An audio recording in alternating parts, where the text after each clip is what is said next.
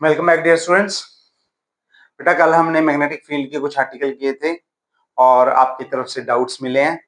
ठीक है, तो आज मैं वो छोटे मोटे 2-3 डाउट्स हैं, आज इस क्लास में हम एक एक करके उन डाउट्स को सॉल्व करते हैं।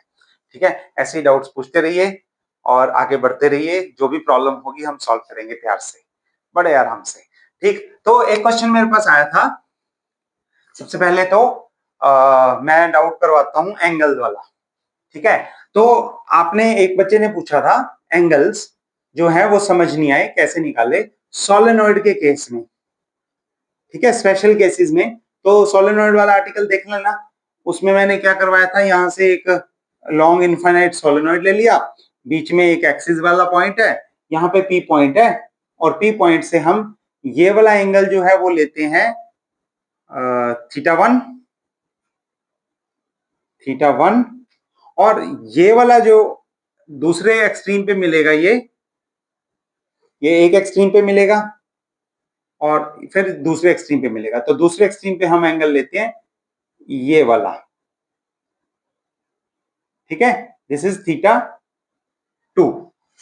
तो पी पॉइंट ऑब्जर्वेशन पॉइंट है, पी ये वाला ऑब्जर्वेशन पॉइंट है, और ये सोलिनॉइड के एक्सट्रीम पॉइंट्स है। लेट्स से मैं इन्हें एम और एल नाम दे देता हूं, एम और एल। ठीक है, यहां से हमने दो एंगल बना लिए, थीटा 1, थीटा 2, यहां तक पहुंच गए हम।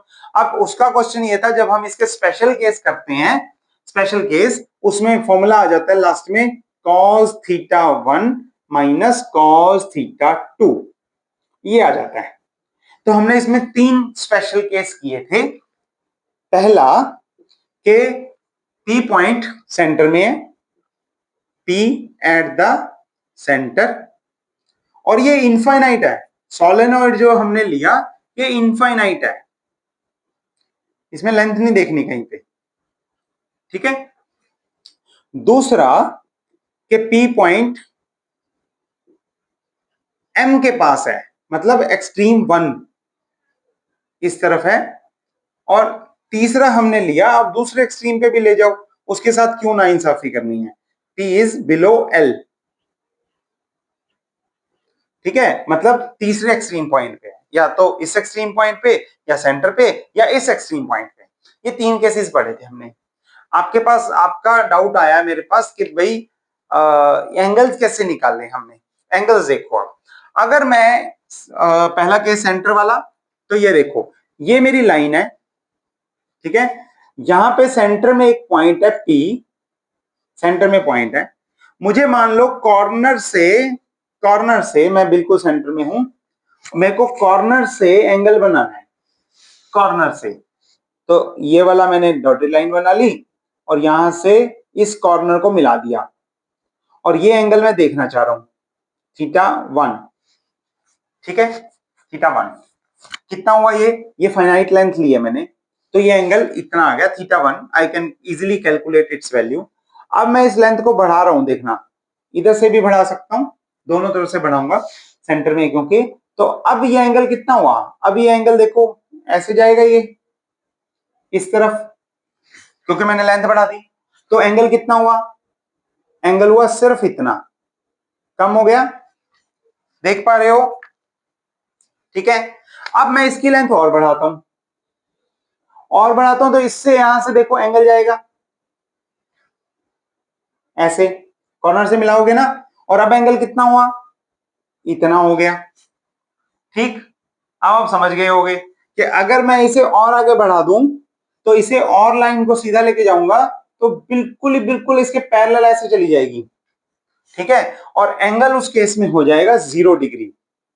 क्यों, क्योंकि आप यहां से देखोगे तो वो लाइन इतनी दूर है, इनफाइनाइट लेंथ है ना, इतनी दूर है कि उसे लगता ही नहीं कि मैं कहीं पे जाके मिलूंगी, मतलब वो बिल्कुल ऐसी हो जाती है 0 डिग्री पे। आप एक बार फिर से देखना चाहते हो तो एक बार फिर से देखो, जब ये इस तरफ जाएगा तो यहां से एंगल, कितना एंगल हुआ, ये वाला। जब थोड़ा और दूर करेंगे तो एंगल हो जाएगा ये वाला, और बड़ा। जब थोड़ा और दूर करेंगे तो एंगल और बड़ा, जब थोड़ा और दूर करेंगे तो एंगल और बड़ा। तो दूसरी तरफ जो एंगल होगा that will be pi, complete ही हो जाएगा, यहां से चला और यहां पे पहुंचा, so that will be pi. ठीक है, तो अगर आप सेंटर में हो या आप इनफाइनाइट डिस्टेंस पे हो पॉइंट से, इनफाइनाइट डिस्टेंस पे, तो एंगल कितना बनेगा, इस तरफ हो तो 0 डिग्री, दूसरी तरफ हो तो 180 डिग्री। तो यहां पे थीटा 1 कितना हुआ, थीटा 1 इज 0 डिग्री और theta 2 is pi 180 degree. Okay, अच्छा, अब दूसरा केस देखते हैं। अगर हम m के नीचे लगा लें, अब मैं इसे इरेज कर देता हूं, नीचे वाले को इरेज करके दोबारा से बनाऊंगा। तो अब देखो, अगर हम m के नीचे बना लें इसे, m के नीचे, तो m के नीचे मतलब P पॉइंट यहां पे है, तो अब एंगल कितना हुआ P पॉइंट, क्योंकि वो बिल्कुल m के नीचे है, मतलब इस एक्सट्रीम पे है, तो इस एक्सट्रीम पॉइंट के नीचे होगा, तो यहां से तो कोई दिक्कत ही नहीं है, ये एंगल तो 90 डिग्री हो गया, सिंपल, ये एंगल तो 90 डिग्री हो गया। दूसरा एंगल लेकिन इनफाइनाइट डिस्टेंस पे है, इनफाइनाइट डिस्टेंस मतलब पता नहीं कहां से जाएगा, तो ये एंगल कितना हो जाएगा 180 डिग्री, इनफाइनाइट डिस्टेंस पे। ठीक, तो इस केस में जब वो m पे है, तो m के नीचे होने की वजह से m वाला एंगल जो है वो पाई बाय 2 और दूसरे वाला एंगल जो है वो पाई, ये हो जाएगा। और अगर आप उस एक्सट्रीम पे ले जाओगे, उस एक्सट्रीम पे, तो ये वाली लाइन तो बिल्कुल सीधी जाएगी 90 डिग्री, और दूसरी वाली लाइन बिल्कुल पैरेलल, बिल्कुल फ्लैट जाएगी 0 डिग्री। तो इस केस में थीटा 1 जो है वो 0 और थीटा 2 जो है that will be pi by 2, इतना हो जाएगा। अच्छा, 0 के साथ डिग्री मत लगाया करो, ये गलत लगाया मैंने, रेडियन में चल रहा है ना सारा कुछ, ये भी रेडियन, ये भी रेडियन, ये भी रेडियन, तो 0 भी रेडियन में लिखेंगे, 0 डिग्री नहीं लिखेंगे। ओके, आई होप क्लियर हो गया होगा। एंगल किस तरह से देखने हैं, तीन ही एंगल बनते हैं, या तो 0 डिग्री है, या 180 डिग्री है, या फिर बीच में पाई बाय 2 है, एक्सट्रीम पे है या उसके नीचे है या उससे दूर है, बस इतना ही देखना है। This was your doubt number 1। तो आई होप हो गया होगा। अभी भी दिक्कत हो कोई बात नहीं, चैट में मैसेज डाल देना, जो भी प्रॉब्लम होगी फिर से करवा दूंगा, अलग तरीके से करवा दूंगा किसी से, ताकि आपको किसी तरह की कोई दिक्कत ना आए, परेशानी ना हो। ओके, चलो, तो अब हम सीखते हैं दूसरा डाउट। दूसरा क्वेश्चन मेरे पास आया था, दूसरा क्वेश्चन आया कि आइडियल साइन थीटा, जब मैंने सर्कुलर कॉइल वाला आर्टिकल करवाया, उसमें यहां पे हमने डीएल लिया, सर्कुलर कॉइल था ना, उसके बाद उसी को सोलेनॉइड वगैरह बना दिया था हमने। ठीक है, तो सर्कुलर कॉइल में यहां पे हमने एक पॉइंट लिया P, और यहां से इस स्मॉल करंट एलिमेंट की लेंथ देखी, ऐसे ज्वाइन किया इसे, और ये इसकी रेडियस थी R, और मैंने इसमें सीधा लिखा कि स्मॉल मैग्नेटिक फील्ड जो निकालोगे that will be mu naught upon 4 pi IDL sine theta by r square. इसको मैंने थीटा को, साइन थीटा को 90 डिग्री सीधा भर दिया। तो क्वेश्चन ये था कि थीटा इक्वल टू 90 डिग्री कैसे हुआ, है ना, थीटा इक्वल टू 90 डिग्री कैसे हुआ, ये मेरे पास सवाल आया था। मिनट, ओके, तो इसमें अब ये क्वेश्चन है, बड़ा आसान, अच्छा क्वेश्चन है, प्यारा क्वेश्चन है। देखो क्या करना है, ये मेरे पास रिंग है, ठीक है, ये रिंग है, ये जो मैंने सर्कुलर कॉइल बनाया है, सर्कुलर कॉइल, ये असल में प्लेन में नहीं है, ठीक है, ये इस प्लेन में नहीं है, बोर्ड में नहीं है, ये बोर्ड के बाहर है, ऐसे, ठीक। तो अब हम इस पॉइंट से जो देख रहे हैं, ये है हमारी सर्कुलर कॉइल, ये पॉइंट से जो देख रहे हैं, ये है हमारा डीएल, ऐसे डीएल, और ये है हमारी आर। तो जो हमारा वाईजेड प्लेन है ये वाला, इसमें इस पॉइंट पे हम देख रहे हैं, ये देखो एक्सिस, इससे शायद सिचुएशन क्लियर हो जाएगी। तो ये हमारा एक पॉइंट है जिसमें करंट ऐसे जा रहा है, ठीक है, करंट ऐसे जा रहा है वाईजेड प्लेन में, और ऐसे ले लो, चाहे चाहे तो ऐसे ले लो, और यहां से ऐसे जा रहा है, ठीक है, इस तरह से इसमें डीएल आ रहा है। और इसी के परपेंडिकुलर यहां पे ये पॉइंट P है। देख लो एक बार, कैलकुलेट कर लो किस तरह से होना है। तो अब डीएल जो है वो इस तरह से है ना, इस तरह से है। तो इस प्लेन में मैं इससे दिखाता हूं, ये एक सर्कल है, ठीक है, और इस प्लेन में ये एक सेंट्रल पॉइंट है ऐसे, ये सेंट्रल एक्सिस है, इस तरह से आप देख सकते हो, ठीक। तो अगर ये डीएल ऐसे जा रहा है, ऐसे इस तरफ, ठीक है, इस तरफ, इसके एक्सिस में इस तरफ, और आर इस तरफ है, तो हो गया ना परपेंडिकुलर। आर इस तरफ है और ये इस तरफ है, तो ये जो दोनों हैं इन दोनों के बीच एंगल कितना होगा, एक डीएल इस तरफ है, ठीक है, यहाँ पे इसमें इस तरफ और ये इस तरफ, तो आर एक तरफ एंगल है और ये डीएल इस तरफ है, तो इन दोनों के बीच का एंगल 90 डिग्री होगा, ठीक है। और डीएल बहुत छोटा ले रहे हैं हम, वो भी ध्यान रखना, ये 90 डिग्री होगा। और इनकी वजह से, जब इन दोनों की वजह से मैग्नेटिक फील्ड निकालोगे डीएल क्रॉस आर करके, तो वो अलग ही प्लेन में आएगी, लाइक दिस, जो दोनों के, या इस तरफ नहीं आएगी, इस तरफ आ जाएगी, जो भी जिस तरफ भी बनेगी वो दोनों के परपेंडिकुलर बनेगी, क्योंकि ये होता है I DL cross R, DL vector cross R cap, तो इसकी डायरेक्शन होती है perpendicular to these two things, to both, ठीक है, डीएल के भी, तो it is perpendicular to the plane containing DL and are,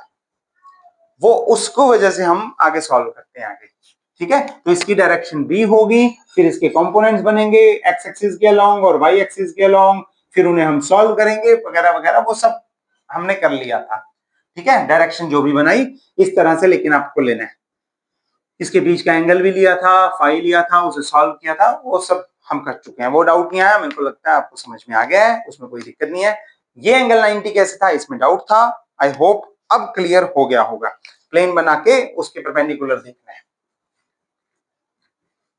ठीक है। इसी से मिलता जुलता एक और इसी से रिलेटेड चीज, क्योंकि बेटा 3D फिगर बनानी पड़ती है ना, इसमें सोचना पड़ता है उस तरह से कि क्या हो रहा है। एक और क्वेश्चन मेरे पास जो आया वो था कि लॉरेंट्ज फोर्स में, जहां पे हम लिखते हैं F is equal to q E plus B cross B, ऐसे लिखते हैं, उसमें अगर इलेक्ट्रिक फील्ड और मैग्नेटिक फील्ड लगा दें, तो उसमें किसी चार्ज पार्टिकल को थ्रो करें तो कैसी वैल्यू होगी, ठीक है। मैंने ऐसे बनाया था और इसमें चार्ज पार्टिकल को तीसरी डायरेक्शन में फेंका था। अब मैं चेंज करता हूं थोड़ा सा, तो हमने ई और बी को परपेंडिकुलर लेना है और उसके हिसाब से निकालनी है।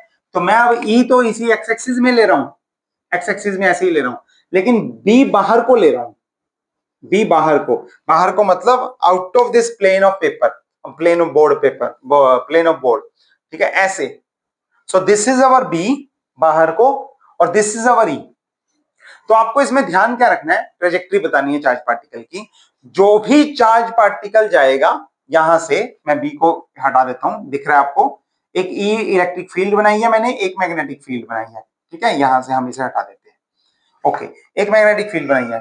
तो इसमें जब भी इसके अगर पैरेलल कोई कंपोनेंट चार्ज आएगा तो उसमें मैग्नेटिक फोर्स नहीं लगेगी, क्यों, क्योंकि वेलोसिटी और मैग्नेटिक फील्ड के बीच एंगल जीरो, जीरो, तो साइन जीरो जीरो, कहानी खत्म। ये कब फोर्स लगाएगा, ये सिर्फ परपेंडिकुलर में लगाएगा, मतलब अदर देन जीरो एंगल पे, और जीरो एंगल पे लगा के जो फोर्स लगेगी, V किसी भी डायरेक्शन में हो, B किसी भी डायरेक्शन में हो, जो फोर्स लगेगी that will be perpendicular to both, है ना, वो ऐसी होगी, उसकी डायरेक्शन ऐसी होगी जो कि इसके प्लेन के परपेंडिकुलर है, मतलब इसके दोनों तरफ है, इन दोनों के परपेंडिकुलर। तो अगर हम मैग्नेटिक फील्ड और वेलोसिटी को परपेंडिकुलर डायरेक्शंस में ही रख दें, for just for the sake of convenience, easiness हमारे लिए अगर रखें, तो मैग्नेटिक फील्ड का काम क्या है, उसे घुमाना, सर्कल में घुमाना, बस। और सर्कल का एक्सिस कौन सा होगा, मैग्नेटिक फील्ड की डायरेक्शन, मतलब जिस जिस डायरेक्शन में, जिस एक्सिस पे मैग्नेटिक फील्ड जा रहा है उसके चारों तरफ ऐसे। मैग्नेटिक फील्ड का इतना ही काम है, क्यों, क्योंकि वो परपेंडिकुलर फोर्स लगाती रहती है और पार्टिकल को घुमाती रहती है, इतना ही काम है उसका। अब आपने क्या देखना है, कौन सी डायरेक्शन में, जेड में लगी हुई है ना मैग्नेटिक फील्ड, जेड में लगी हुई है। ये क्या है, एक्स है, ये क्या है, जेड है, बीच में एक वाई भी है जहां कुछ नहीं है। तो पार्टिकल कहां जाएगा, अगर ये जेड में है तो ये कौन से प्लेन में घुमाएगी, एक्स और वाई प्लेन में। तो पार्टिकल जो है, चार्ज पार्टिकल ऐसे एक्स और वाई प्लेन में घूमता रहेगा, एक्स और वाई प्लेन में ऐसे घूमेगा, ठीक है। अगर सिर्फ मैग्नेटिक फील्ड हो, अगर ये ना हो, ओके, लेकिन किंतु परंतु बट इलेक्ट्रिक फील्ड है तो वो क्या करेगी, वो चार्ज को अपनी तरफ खींचेगी। तो जब चार्ज इलेक्ट्रिक फील्ड में ऐसे जब मतलब जाएगा, ऐसे जाएगा मान लो, तो जब वो एक्स एक्सिस में जा रहा होगा, आगे को जा रहा होगा थोड़ा सा, तो इलेक्ट्रिक फील्ड की वजह से वो थोड़ा सा ज्यादा आगे जाएगा, ज्यादा आगे जाएगा, फिर नीचे उतना ही आएगा, वाई में नीचे उतना ही आएगा, ठीक है। और उसके बाद जब पीछे आ रहा होगा तो इतना जा नहीं पाएगा, क्योंकि इलेक्ट्रिक फील्ड तो आगे खींच रही है। तो एक्स एक्सिस में आगे ज्यादा जाएगा, पीछे कम आएगा। तो इस तरह से वो वापस मुड़ जाएगा, फिर आगे ज्यादा जाएगा, पीछे कम आएगा, और वाई में उतना ही रहेगा, आगे ज्यादा पीछे कम, तो वाई में उतना ही रहेगा। तो इस तरह से इसका पाथ बन जाता है, इस तरह से इसका पाथ बन जाता है। तो मैग्नेटिक फील्ड जो कि सिर्फ इतना घुमा रही थी, मैं यहां से शुरू करता हूं। मैग्नेटिक फील्ड जो कि सिर्फ इतना घुमा रही थी, इस डायरेक्शन में इलेक्ट्रिक फील्ड है, तो वो आगे ज्यादा लेके जाती है, पीछे कम लेके आती है, फिर आगे ज्यादा लेके जाती है, पीछे कम लेके आती है, आगे ज्यादा पीछे कम, आगे ज्यादा पीछे कम। तो पार्टिकल जाता जाता जाता जाता गोल गोल घूमता घूमता जाता रहता है, जिसमें वाई कंपोनेंट उतना ही रहता है और एक्स में इलेक्ट्रिक फील्ड की वजह से इफेक्ट आ जाता है, ठीक है।